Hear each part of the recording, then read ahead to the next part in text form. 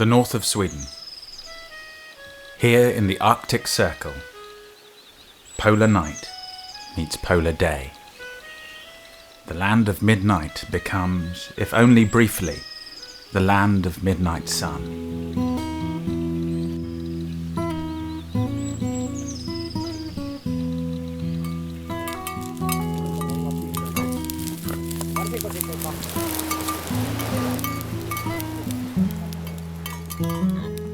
Let's familiarise ourselves with some of the places and people of this unique setting. Vertonea welcomes thousands of tourists every year. What draws them out to this remote spot? It must be the environment around this place. It's just so vast. There's just so much forest and so much water and so much light at the moment. I think that's really special to be in Europe and still be in a wilderness area like this. I often just intended to stay 15 minutes just to check it up, and they will be here for 2-3 hours. Det är som jag skulle kunna säga att våran vardag skulle vara för utomstående en lyx för dem.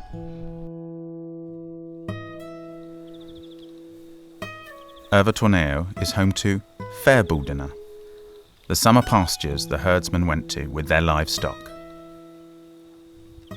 The murmuring meadows threaded by silvery streams and strewn with flowers are home to a myriad of protected plants and species. A fleeting glimpse of the wisdom and tradition of the past is offered.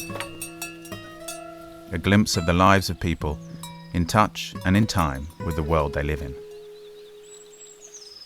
Many are coming very, very far away from here also. There are people from Australia and Japan, China and United States.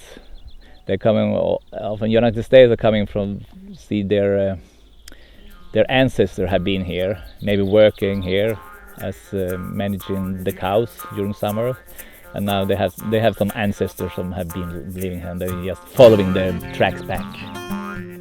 The River Torne is one of the few remaining wild and untouched rivers of Europe. Tourists kayak and fish in its bustling waters all the year round. Här har vi midnattssolen, man kan fiska dygnet runt här. Det är skönt alltså, alltid ljust.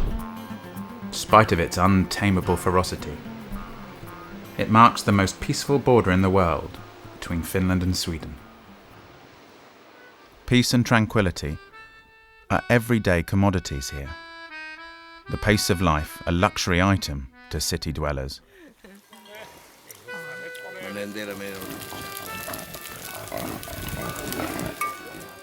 The reindeer is a semi-mythical creature that's been here from generation to generation, supplying humans with hides and antlers, meat and milk, transportation, essential to their survival.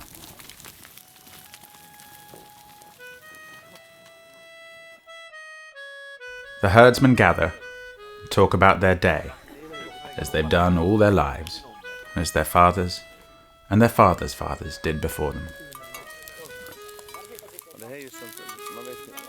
The reindeer herds, wild and semi-domesticated, migrate in spring and summer, covering up to 50 kilometers a day. Renen är ju ett nationalmärke här uppe. Vi förknippas med renar. Och det beror ju på vilken årstid man kommer. Kommer man på vintern så kan man ju åka renbacke i släden. Kommer man på våren då vill man ju då ta med dem till på kallmärkning så här. Då är jättesmå babysar så här. De är så goda. Och till hösten då är ju det här, men när vi skiljer åt vilka som ska till slakt och sånt där. Så att, och då kan vi ta med turisterna in i hägnan och de får själv fånga.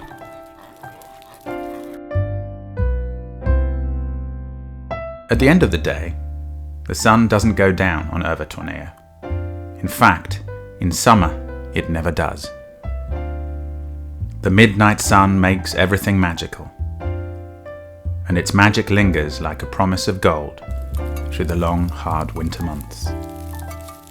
Man blir lugn i kropp och själ. Det är ingen stress, inga bilar, inga folk som jäktar, må gott bara. In the evenings, people head for the sauna, one of Övertorneå's oldest customs. The sauna is a place to clear the mind, clean the body, and replenish the soul. Ja, det här med bastukulturen, det är en naturlig del hos oss i Tornedalen. Vi har haft den i hundratals år och det var ju förr i tiden också då att det var det första man byggde när man skulle komma till ett nytt ställe för att det användes där kvinnorna kunde föda barn och där man kunde sköta sin hygien. Och det var också det sista man gjorde när det var dags att lämna det jordiska livet, där man tvättade den döde avlidne personen. Jag tycker det är väldigt viktigt att folk skulle få lära sig att bada bastu på riktigt sätt. En riktigt skön bastu. Där man kommer in och har en behaglig temperatur när du går in där. Och där du reglerar med att kasta vatten på de stenarna. Du får en fin ånga, löjlu som stiger upp där. Du har trevligt sällskap, gemytligt och fint där. Och sen har du då naturligtvis pricken på i då att du har björkris där du får slå och kroppen så att huden känns väldigt fin och det blir fin massage på huden. Och sen när man har gjort det här då så gör man det i olika omgångar, så går man och sitter och löser världsproblemen tillsammans med kollegorna och vännerna i saunakammaren, i bastukammaren och tar någonting att dricka. Och det är inte alls ovanligt heller att man tar naturligtvis en bit mat, att man grillar korv eller en köttbit eller någonting sånt trevligt. Va? Det är ungefär kort sammanfattat som jag ser på bastukulturen i Tornedalen. Det är en viktig del och ingrediens i våran vardag. Va? It's lovely if you've come from a city to come here because people are driving slowly, there's not that much traffic on the roads. I think that's probably quite special, and then beyond that I think just the environment, just the vastness of it, all the forest, all the water, and at the moment all the light. It's like a retreat here. We have had a volunteer staying for us for 2 weeks from Gothenburg, and she's saying this is so calm, this has been so good for me. I have been working here and I feel that this is a retreat for me. It's really a peace of my mind.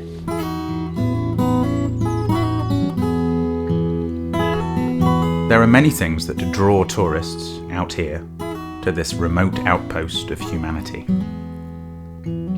There is a chance to glimpse a near-forgotten world where people still dance in time with the seasons and their place on Earth. But perhaps most of all in the vast stillness of the wilds of the north, in a magical land of both eternal light and eternal dark, something is regained, something lost in the constant electronic drone of a digital world. Time.